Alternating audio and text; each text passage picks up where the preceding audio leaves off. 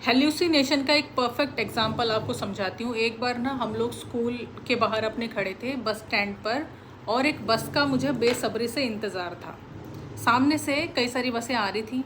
एक बस आई और मुझे उस बस के ऊपर जो नंबर दिखा, मेरा वाला नंबर दिखा, मतलब जिस बस से मुझे जाना था उसी बस का ही नंबर मुझे दिखा। और हम स्कूल में थे उस टाइम पे, हम वापस आ रहे थे घर।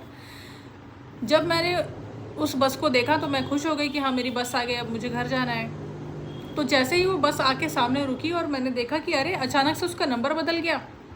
अब इस चीज़ को मैं चाहूँ तो ये भी बोल सकती हूँ कि मेरे नंबर वाली बस आई जो चाहिए थी मुझे, और मेरे आते ही उसका नंबर बदल गया। नहीं, ऐसा नहीं हुआ। इसके पीछे एक साइंटिफिक एक्सप्लेनेशन है, एक साइकोलॉजिकल एक्सप्लेनेशन है। जिस चीज़ को हम बड़े दिल जान से एक्सपेक्ट कर रहे होते हैं आने का, हमें बेसब्री से इंतज़ार होता है, तो हमारा दिमाग हमको हेलुसिनेट करता है, वही चीज़ हमें दिखाता है कुछ सेकंड्स के लिए, और हमें विश्वास हो जाता है कि वो चीज़ होती है।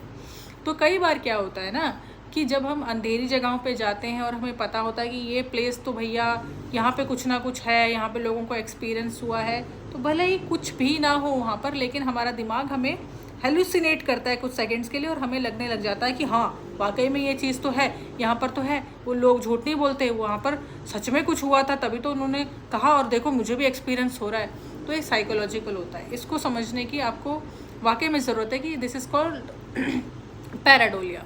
ठीक है, एक पैराडोलिया की कैटेगरी होती है जिसमें कई सारी चीज़ें होती हैं। तो उसमें एक ये चीज़ भी शामिल होती है कि हमें वो चीज़ हेलुसिनेशन की तौर पे दिखने लग जाती है कुछ सेकंड्स के लिए, जो वाकई में होती नहीं है।